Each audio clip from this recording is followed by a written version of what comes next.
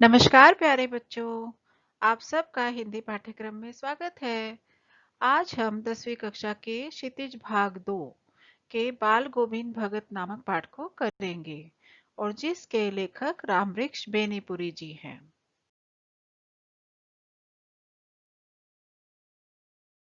रामवृक्ष बेनीपुरी जी एक महान लेखक हैं और इस पाठ में उन्होंने एक ऐसे सन्यासी का वर्णन किया है जो वेशभूषा या बाह्य आडंबरों से सन्यासी नहीं लगता, लेकिन लेखक ने उसके सन्यासी होने का आधार उसके मानवीय जीवन के प्रति प्रेम और उसकी संतुष्टि का वर्णन करते हुए बताया है। इस रेखा चित्र के माध्यम से लेखक ने हमें गांव के जीवन की झलक भी दिखाई है।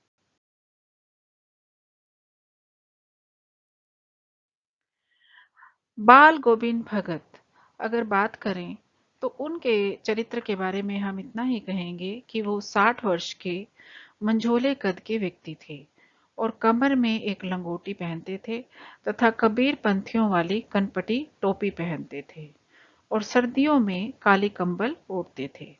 मस्तक पर रामनंदी चंदन का टीका लगाते और गले में तुलसी की जड़ों की माला पहनते थे और वो कबीर दास जी को बहुत मानते।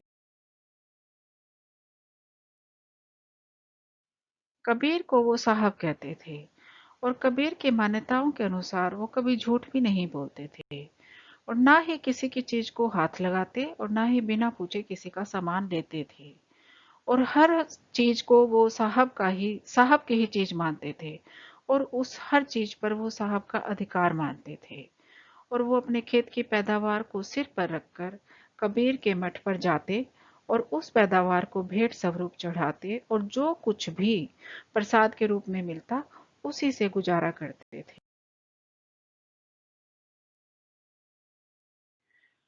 आषाढ़ का महीना आते ही खेतों की धान की रोपाई शुरू हो जाती और पूरा गांव, आदमी, औरत, बच्चे सभी खेतों में दिखाई देते।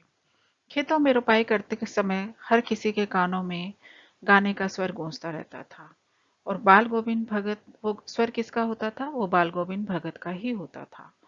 उनके कंठ से निकले एक एक शब्द ऐसे लगते थे जैसे कुछ ऊपर स्वर्ग से आ रहे हैं और कुछ पृथ्वी की मिट्टी पर खड़े लोगों के कानों में जा रहे हैं। उनके संगीत से सारा वातावरण संगीत में हो जाता। सभी लोग एक ताल में, एक क्रम में काम करते और उनका गाना सुनते और वो भी बड़े मस्त होकर गाना गाते थे। जब सारा संसार सो रहा होता था उस समय बाल गोविंद का संगीत जाग रहा होता था।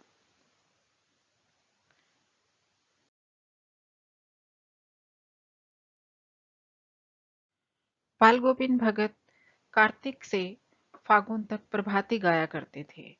वो सुबह सुबह अंधेरे में उठकर 2 मील चलकर नदी स्नान करते और वापसी में गांव के बाहर पोखरे पर वह अपनी खंजड़ी लेकर बैठ जाते और गीत गाने लगते थे।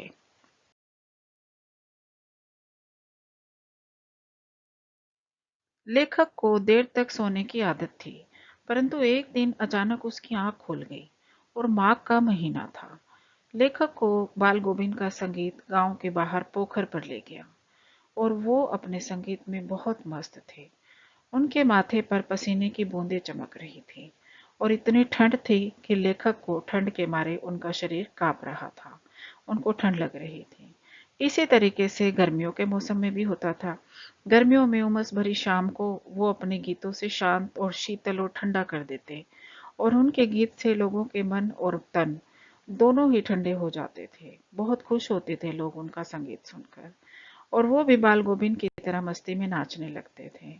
उनके घर का आंगन संगीत और भक्ति से ओत-प्रोत रहता था।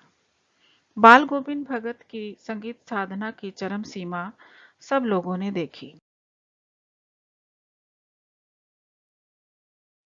और सब लोगों ने उस समय देखी जिस दिन उनका इकलौता बेटा मरा था। उनका बेटा उनका एक ही बेटा था जो कि दिमागी तौर पर सुस्त था।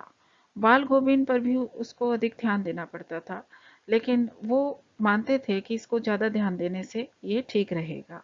लोग भी यही कहते थे कि इसको अधिक प्यार की आवश्यकता है। उनके बेटे की बहू भी थी और बहू बहुत अच्छी थी और सुघड़ और सुशील थी।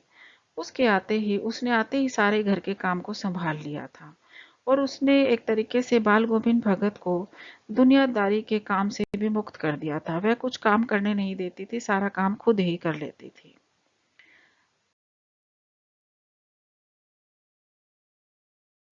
जिस दिन बाल गोविंद का लड़का मरा, सारा गांव उसके घर इकट्ठा हो गया। बाल गोविंद को देखकर सभी लोग हैरान थे कि बाल गोविंद भगत रो नहीं रहे थे, बल्कि एक स्थान पर बैठकर वो अपनी खंजड़ी बजा रहे थे और गाना गा रहे थे और सबको ये कह रहे थे कि रोना नहीं चाहिए और सबको चुप करवा रहे थे और ये कह रहे थे ये तो उत्सव मनाने का समय है।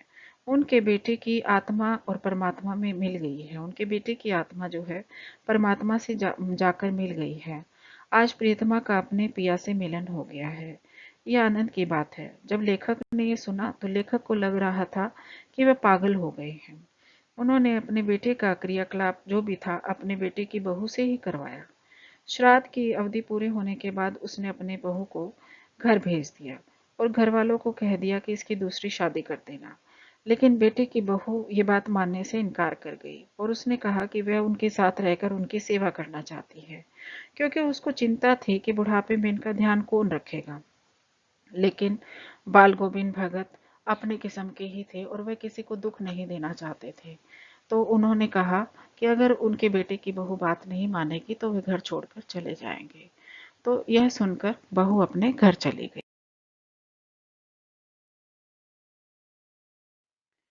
बाल गोविंद भगत स्वभाव के अनुरूप ही अपने स्वभाव के अनुसार ही चलते थे। वे प्रतिवर्ष पैदल ही गंगा स्नान के लिए जाते और गंगा स्नान के बहाने से ही संतों से मिलते। गंगा उनके गांव से 30 कोस दूर थी। वे घर से ही खा पीकर चलते थे और लौट कर ही खाते थे। रास्ते में कुछ भी नहीं खाते, गाते बजाते रहते थे।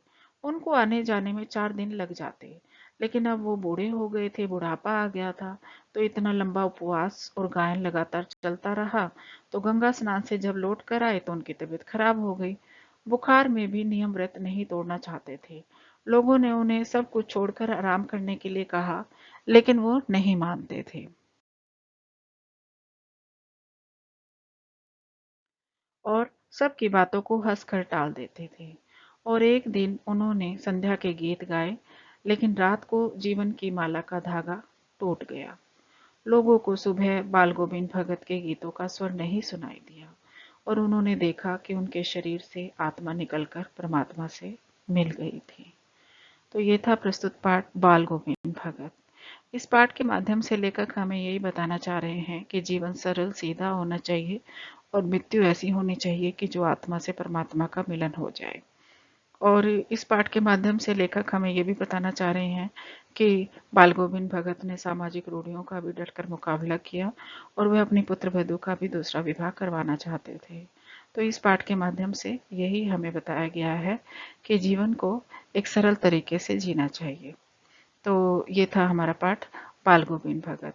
आपने ये सारा पाठ सुना, देखा, इसके लिए आपका धन्यवाद। आपने मेरी वीडियो देखी, लाइक की, तो इसके लिए भी आपका शुक्रिया। इसी तरीके से वीडियो देखते रहें, लाइक शेयर सब्सक्राइब करते रहें। आपका धन्यवाद। मेरा एक संदेश, स्वस्थ रहें, सुरक्षित रहें और शिक्षित बने। शुक्रिया।